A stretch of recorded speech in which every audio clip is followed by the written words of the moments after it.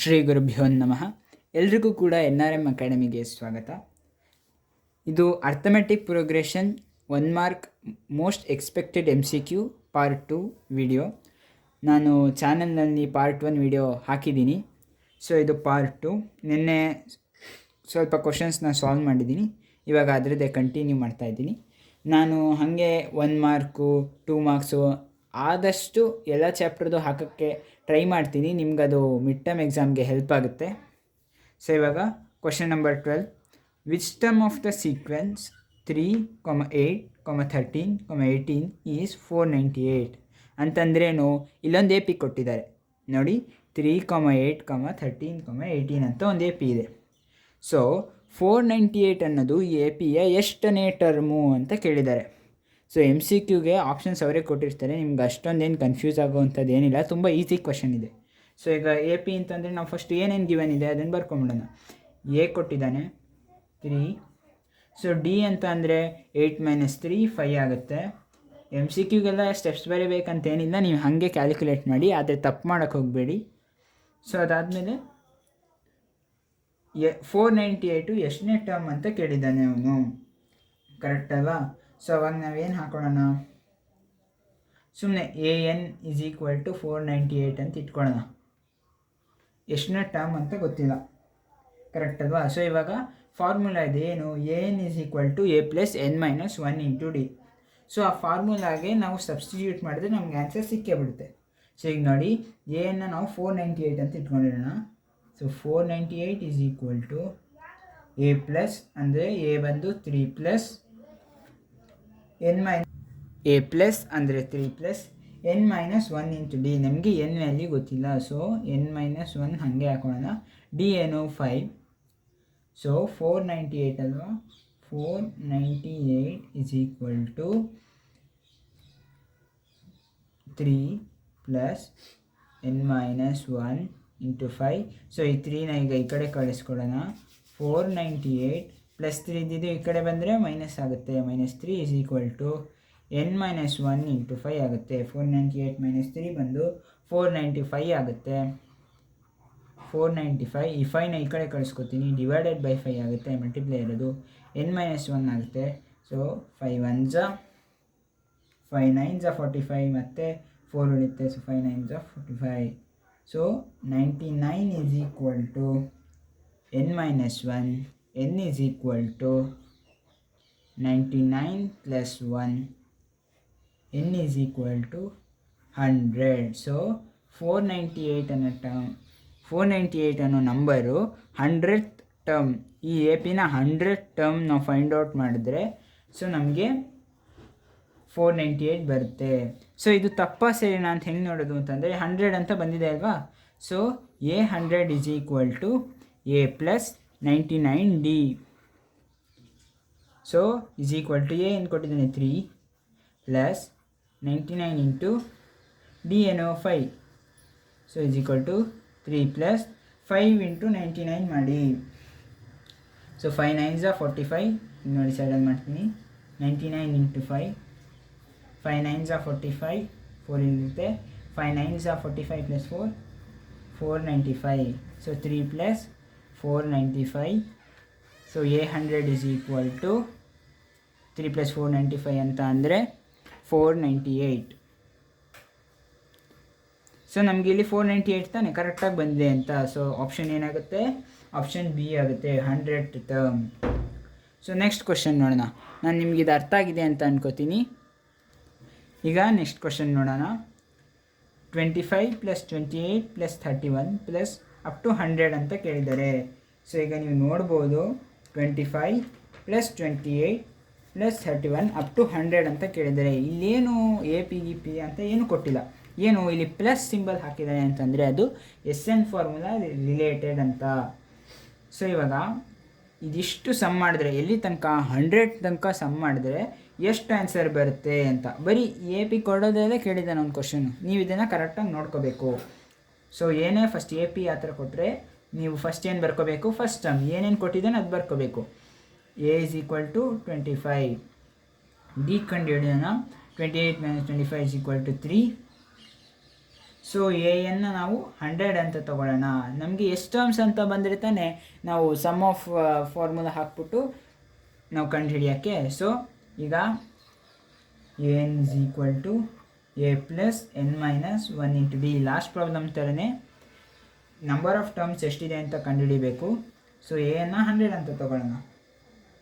Is equal to 3 plus n 25 plus n minus 1 into 3. So 100 is equal to, so 100 minus 25 is equal to n minus 1 into 3.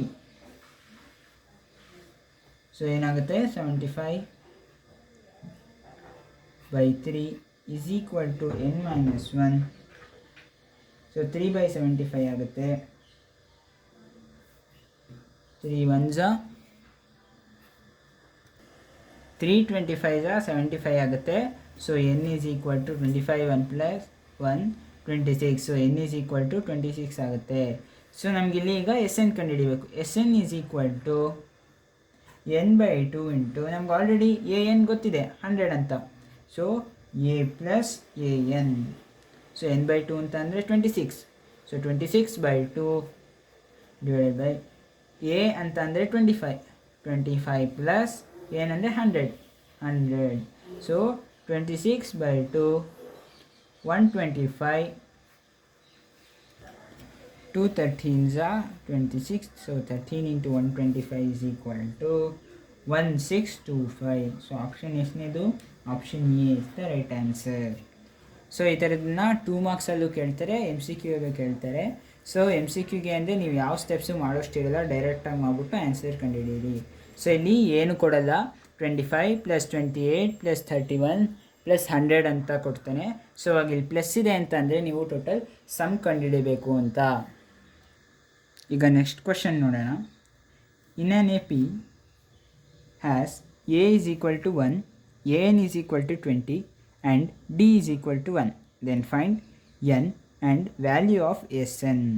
So ಇದು ಯಾವ ಥರ question ಅಂತಂದರೆ N ಮತ್ತು S N ಎರಡು ನಮಗೆ ಕಂಡುಹಿಡಿಯಕ್ಕೆ ಬಿಟ್ಟಿದ್ದಾರೆ. So N value ತಪ್ಪಾಯಿತು ಅಂತಂದರೆ ಎಸ್ ಎನ್ ವ್ಯಾಲ್ಯೂನು ಕೂಡ ತಪ್ಪಾಗುತ್ತೆ. ಸೊ ಇಲ್ಲಿ ಅವನೇ ಫಸ್ಟ್ ಟೈಮ್ ಕೊಟ್ಬಿಟ್ಟಿದ್ದಾನೆ ಏನಂತ, ಎ ಈಸ್ ಈಕ್ವಲ್ ಟು 1 ಅಂತ ಅವ್ನು ಕೊಟ್ಬಿಟ್ಟಿದ್ದಾನೆ, A N is equal to 20 ಅಂತ ಕೊಟ್ಟಿದ್ದಾನೆ, ಡಿನೂ ಕೂಡ ಅವನೇ ಕೊಟ್ಬಿಟ್ಟಿದ್ದಾನೆ. ಸೊ ತುಂಬ ಈಸಿ ಇದೆ ಈ ಕ್ವಶನು. ಸುಮ್ಮನೆ ಎನ್ ಮತ್ತು ಎಸ್ ಎನ್ ಅಂತ ಎರಡು ಕೊಟ್ಟಿದ್ದಾನೆ, ಹೆದರ್ಕೊಳ್ಳೋದೇನು ಬೇಡ, ತುಂಬ ಈಸಿ ಇದೆ. So D is equal to 1 ಅಂತಂದರೆ ಎ ಪಿ ಏನಾಗುತ್ತೆ 1. ಇಲ್ಲಿ ನೋಡಿ ಇಲ್ಲಿ ಸೈಡಲ್ಲಿ ಬರಿತೀನಿ ಎ ಪಿ ಏನಾಗುತ್ತೆ ಅಂತ, 1 2 3 4 ಹಾಗೆ ತಾನೇ ಆಗೋದು A P. D is equal to common difference 1 ಅಂತಂದರೆ 1 2 3 4 ತಾನೇ ಎ ಪಿ ಆಗೋದು. ಸೊ ಇಲ್ಲಿ ಏನು ಕೇಳಿದ್ದಾನೆ, ಎನ್ ಕೇಳಿದ್ದಾನೆ. ಸೊ ಇಲ್ಲಿ ರಿಲೇಷನ್ ಕೊಟ್ಟಿದ್ದಾನೆ, A N is equal to 20 ಅಂತ ಅಂದರೆ ಎನ್ ವ್ಯಾಲ್ಯೂ ಏನಾಗುತ್ತೆ 20ನೇ ಆಗಬೇಕು. ಸೊ ಇಲ್ಲಿ ನೋಡಿ MCQ ಆಗಿರೋದ್ರಿಂದ ಹೀಗೆ ಸಾಲ್ವ್ ಮಾಡ್ತಾಯಿದ್ದೀನಿ. ಎನ್ ವ್ಯಾಲ್ಯೂ ಏನು ಬರುತ್ತೆ 20 ಆಗುತ್ತೆ. ಸೊ ಇವಾಗ ನೀವು ಹೀಗೆ ನೋಡ್ಬಿಡ್ಬೋದು, ಎನ್ ವ್ಯಾಲ್ಯೂ 20 ಇದೆಯಾ, ಸೊ 210. ಕೆಲವೊಂದು ಕ್ವಶನ್ಗಳಲ್ಲಿ ಏನು ಮಾಡ್ತಾರೆ ಅಂತಂದರೆ ಎನ್ ವ್ಯಾಲ್ಯೂ 20 ಕೊಟ್ಟು ಇಲ್ಲಿ ಆಪ್ಷನ್ಗಳು ಚೇಂಜ್ ಮಾಡ್ತಾರೆ ಎಸ್ ಎನ್ ವ್ಯಾಲ್ಯೂನ. ಸೊ ಇಲ್ಲೇನು ಆ ಥರ ಕೊಟ್ಟಿಲ್ಲ, ಎನ್ ವ್ಯಾಲ್ಯೂ 20 ಅಂತ ಫಸ್ಟ್ ಆಪ್ಷನ್ನೇ ಇದೆ. ಸೊ ನೀವು ಹಾಗೆ ಹಾಕ್ಬಿಡ್ಬೋದು. ಆದರೂ ಎಸ್ ಎನ್ ಮಾಡೋದು ಹೆಂಗೆ ಅಂತ ಹೇಳ್ತೀನಿ. S20 ಕಂಡುಹಿಡಿಬೇಕಲ್ವ. S20 is equal to n by 2. n by 2 ಅಂತಂದರೆ 20 by 2 into 2a 2 into 1 plus n minus 1 ಅಂತಂದರೆ 20 minus 1 19 ಇಂಟು ಡಿ ಅಂತಂದರೆ 1. ಸೊ ಏನಾಗುತ್ತೆ 20 by 2 into 2 plus 19. So 20 by 2 into 19 plus 2 ಅಂದರೆ ಏನೋ 20 21. So 2 1s 2 10s is equal to 210. So S20 is equal to 210. So option A is the right answer. So ಇಲ್ಲಿ ಏನು N ಮತ್ತು S N ಎರಡೂ ಕೇಳಿದ್ದಾನೆ. So ಈ ಥರ ಕ್ವಶನ್ಸ್ಗಳು ಕೇಳ್ತಾರೆ, ಸಾಮಾನ್ಯವಾಗಿ ಕೇಳ್ತಾರೆ. ಸೊ ಈ ಥರದ ಕ್ವಶನ್ನ ನೀವು ನೋಡಿ ಗಾಬರಿ ಆಗೋದು ಬೇಡ. ಯಾವುದೇ ಕ್ವಶನ್ ನೋಡಿದ್ರು ಗಾಬರಿ ಆಗೋದು ಬೇಡ. ಒಂದು ಎ ಪಿ ಕೊಟ್ಟಿದ್ದಾನೆ ಅಂದಮೇಲೆ ಅವ್ನು ಏನಾದರೂ ಒಂದು ಹಿಂಟ್ ಕೊಟ್ಟೇ ಇಟ್ಟಿರ್ತಾನೆ. ಒಂದು ಎ ಕೊಟ್ಟಿರ್ತಾನೆ, ಏನು ಕೊಟ್ಟಿರ್ತಾನೆ, ಇಲ್ಲ ಏನು ಯಾವುದೋ ರಿಲೇಷನ್ ಕೊಟ್ಟಿರ್ತಾರೆ. ಸೊ ಅದನ್ನು ನೋಡಿಬಿಟ್ಟು ನೀವು ಮಾಡಬೇಕು. ಸೊ ಈ ಕ್ವಶನ್ ಅರ್ಥ ಆಗಿದೆ ಅಂತ ಅನ್ಕೋತೀನಿ. ಸೊ ನೆಕ್ಸ್ಟ್ ಕ್ವಶನ್ ನೋಡೋಣ. The common difference of N A P whose nth term is 3n + 7. So ಇದು ತುಂಬ ಸಿಂಪಲ್ ಕ್ವಶನ್ನು. ಸೊ ಎನ್ ಜಾಗಕ್ಕೆ ವ್ಯಾಲ್ಯೂಗಳು ಕೊಟ್ಕೊಂಡು ನೋಡಬೇಕು. ಸೊ ಈಗ ತುಂಬ ಕಷ್ಟದ ನಂಬರ್ಸ್ ಎಲ್ಲ ಕೊಟ್ಕೊಳಕ್ಕೆ ಹೋಗಬೇಡಿ, ಈಸಿಯಾಗಿರೋ ನಂಬರ್ಸ್ ಕೊಟ್ಕೊಳ್ಳಿ. 1 to 5 ಒಳಗಡೆ ಕೊಟ್ಕೊಳ್ಳಿ. ಸೊ ನಿಮ್ಗೆ ಈಸಿ ಆಗುತ್ತೆ. ಸೊ ಎನ್ ವ್ಯಾಲ್ಯೂನ 1 ಅಂತ ತೊಗೊಳ್ಳೋಣ. ಸೊ 3 × 1 + 7 ಅಂತ ಅಂದರೆ 10. ಸೊ ಎನ್ ವ್ಯಾಲ್ಯೂ 1 ಅಂತ ಆದರೆ ಫಸ್ಟ್ ಟರ್ಮ್ ಕೂಡ 10 ಆಗುತ್ತೆ. ಸೊ ಈಗ ಸೆಕೆಂಡ್ ಟರ್ಮ್ ನೋಡೋಣ. ಎನ್ ವ್ಯಾಲ್ಯೂ 2 ಅಂತ ಕೊಟ್ಕೊಳ್ಳೋಣ. ಸೊ 3 × 2 7. ಸೊ ಅಂದರೆ 6 + 7 = 13. ಸೊ ಅದನ್ನು A2 ಅಂತ ಕಂಡಿದ್ದಾನೆ. ಅವ್ರೇನು ಕೇಳಿದ್ದಾರೆ? ಕಾಮನ್ ಡಿಫ್ರೆನ್ಸ್ನ ಕೇಳಿದ್ದಾರೆ. ಸೊ ಕರೆಕ್ಟ್ ಅಲ್ವಾ? ಕಾಮನ್ ಡಿಫ್ರೆನ್ಸ್ ಹೆಂಗೆ? A2 - A1. Common difference A2 - A1. So A2 ಅಂತ ಅಂದರೆ 13. 13 - 10. ಸೊ ಏನು? 3. So option B is the right answer. Next question ನೋಡೋಣ. The common difference of an AP in which 825 - 812 = -52. The common difference of an AP in which 825 - 812 = -52. ಈ ಥರ ಕ್ವಶನ್ಸ್ಗಳನ್ನ ಕೇಳ್ತಾರೆ. So ತುಂಬ ಕಮ್ಮಿ, ನಾನು ಸ್ಟಾರ್ಟಿಂಗ್ ಮಾಡಿಸಿದ್ನಲ್ಲ ಅದೇ ಥರ ಕೇಳ್ತಾರೆ. ಆದರೂ ಕೇಳಿದ್ದಾರೆ ಒಂದೆರಡು ಸಲ. ಏನು? ಸೊ 825 - 812 = -52. ಸೊ ಇಲ್ಲಿ ಏನು ಹಿಂಟೆ ಕೊಟ್ಟಿಲ್ವಲ್ಲ ಅಂತ ಅನ್ಕೋಬಿಡಿ, ಇಲ್ಲಿದೆ. ಸೊ ಏನು 825 ಅಂತಂದರೆ ನಾವು ಯಾವ ಥರ ಬರ್ಕೋತೀವಿ? 825 = A + 24D. ಅದೇ ತಾನೇ ಜನರಲ್ ಫಾರ್ಮುಲಾ. ಸೊ ನೆಕ್ಸ್ಟ್ 812 ಏನಂತ ಬರ್ಕೋತೀವಿ? A + 11D. ಕರೆಕ್ಟ್ ಅಲ್ವಾ? ಸೊ ಇವೆರಡನ್ನ ಮೈನಸ್ ಮಾಡೋಣ ಇವಾಗ. A + 24D - A + 11D = -52. Correct ಅಲ್ವಾ? ಸೊ ಇವಾಗ ಏನು? A - A + A ಎರಡು ಕ್ಯಾನ್ಸಲ್ ಆಯಿತು. ಸೊ ಈಗ 24D ಇಲ್ಲಿ +24D ಇದೆ, ಇಲ್ಲಿ +11D ಇದೆ. ಕರೆಕ್ಟ್ ಅಲ್ವಾ? ಸೊ ಏನಾಗುತ್ತೆ? ಸೊ ನೋಡಿ, ಇಲ್ಲಿ ಮಿಸ್ಟೇಕ್ ಮಾಡಿಬಿಡಿ, ಇಲ್ಲಿ ಕನ್ಫ್ಯೂಸ್ ಆಗುತ್ತೆ. ಏನಂತ ಅಂದರೆ ಮೈನಸ್ ಇದೆ. ಸೊ ಇಲ್ಲಿ A ಪ್ಲಸ್ ಇದೆ, ಇಲ್ಲಿ ಮೈನಸ್ ಇದೆ. ಸೊ +11D × ಮೈನಸ್ ಆಗುತ್ತೆ. ಸೊ ನೋಡಿ, A + 11D ಅನ್ನೋದು 12th ಟರ್ಮ್ದು ಜನರಲ್ ಫಾರ್ಮುಲಾ. ಇಲ್ಲಿ ಮೈನಸ್ ಇದೆ, 825 ಮೈನಸ್. ಸೊ ಮೈನಸ್ ಹಾಕೋತೀರಾ. ಸೊ ಆವಾಗ ಇಲ್ಲಿ ಮೈನಸ್ ಆಗುತ್ತೆ, ಪ್ಲಸ್ ಇಂಟು ಮೈನಸ್ ಮೈನಸ್ ಆಗುತ್ತೆ. So 24D - 11D = -52. So 13D ಆಗುತ್ತೆ -52. D -52/13. ಸೊ ಡಿ ಎಷ್ಟು ಬರುತ್ತೆ ಅವಾಗ? D -4 ಬರುತ್ತೆ. ಸೊ ಅವನೇನು ಕೇಳಿದೆ? Common difference. So -4 is the answer. ಈ ಕ್ವಶನ್ ಅರ್ಥ ಆಗಿದೆ ಅಂತ ಅನ್ಕೋತೀನಿ. ಮುಂದಿನ ಕ್ವಶನ್ಗೆ ಹೋಗೋಣ. There are 60 terms in an AP, of which the first term is 8 and the last term is 185. The 31st term is ಅಂತ ಕೇಳಿದ್ದಾನೆ. ಇಲ್ಲೇನು ಕೇಳಿದ್ದಾನೆ ಅಂತ ನೋಡಿ. 60 ಟರ್ಮ್ಸ್ ಇದೆಯಂತೆ. 60 ಟರ್ಮ್ಸ್ ಇದೆ ಅಂತ ಅಂದರೆ ಏನು? ಎನ್ ಕೊಟ್ಟಂಗೆ n = 60 ಅಂತ. ಫಸ್ಟ್ ಟರ್ಮ್ ಕೊಟ್ಟಿದ್ದಾನೆ ಏನು? A = 8. ಲಾಸ್ಟ್ ಟರ್ಮ್ ಕೊಟ್ಟಿದ್ದಾನೆ ಅಂದರೆ n ಕೊಟ್ಟಿದ್ದಾನೆ. n = 185. ಸೊ ಇಲ್ಲಿ ನೋಡ್ಬೋದು, n ವ್ಯಾಲ್ಯೂ 60 ಅಂತ ಕೊಟ್ಟಿದ್ದೇನೆ ಅಂತ ಅಂದಮೇಲೆ n = 185 ಅಂತಂದರೆ A 60ನೇ ತಾನೆ. So A 60 = 185. Find the 31st term ಅಂತ ಕೇಳಿದ್ದಾನೆ. ಸೊ ನಾವಿಲ್ಲಿ ಎರಡು ಥರ ಮಾಡ್ಬೋದು ನೋಡಿ, ತೋರಿಸ್ತೀನಿ ಇವಾಗ. ಮೊದಲನೇ type, A 60 = A + 59D. Correct ಅಲ್ವಾ? ಇದೆ ತಾನೇ ಜನರಲ್ ಫಾರ್ಮುಲಾ. ಸೊ A 60 ಏನು? 185 A ಏನು ಕೊಟ್ಟಿದ್ದಾನೆ? First term 8 + 59. D ಗೊತ್ತಿಲ್ಲಲ್ಲ ನಮಗೆ, D ಹಾಗೆ ಉಳಿಸ್ಕೊಳ್ಳೋಣ. So 185 - 8 = 59D. ಕರೆಕ್ಟ್ ಅಲ್ವಾ? ಸೊ 8 ಅಂತಂದ್ರೇನು? 185 - 8 ಅಂತ ಅಂದರೆ 177. 185 - 8 ಅಂದರೆ 177 = 59D. ಸೊ D ವ್ಯಾಲ್ಯೂ ಏನಾಗುತ್ತೆ? 177 / 59. ಸೊ ಅವಾಗ D ವ್ಯಾಲ್ಯೂ ಬಂದು 3 ಆಗುತ್ತೆ. ಸೊ ನಮಗೆ D ಸಿಕ್ಕಿದೆ. ಅವರೇನು ಕೇಳಿದ್ದಾರೆ? 31st term. So A31 = A plus 30D. First term A ಗೊತ್ತಿದೆಯಲ್ಲ, ಸೊ ಎ ಬಂದು 8 plus 30 into 3, 8 plus 3 3 is 9, 90. A31 is equal to 98. So option D is the answer. ಈ ಕ್ವಶನ್ ತುಂಬ ಸಿಂಪಲ್ ಆಗಿದೆ. ಈ ಥರದ್ದು ಕೇಳ್ತಾರೆ, ನಿಮಗೆಲ್ಲ ಅರ್ಥ ಆಗಿದೆ ಅಂತ ಅನ್ಕೋತೀನಿ. ಮುಂದಿನ ಕ್ವಶನ್ಗೆ ಹೋಗೋಣ ಇವಾಗ. The first term of N A P is -5 and the common difference is 2. The sum of first 6 terms of this AP. So ಅವನೇನು ಕೊಟ್ಟಿದ್ದಾನೆ, ಫಸ್ಟ್ ಟರ್ಮ್ ಕೊಟ್ಟಿದ್ದಾನೆ ಏನು -5, ಕಾಮನ್ ಡಿಫ್ರೆನ್ಸ್ ಏನು ಕೊಟ್ಟಿದ್ದಾನೆ 2 ಕೊಟ್ಟಿದ್ದಾನೆ.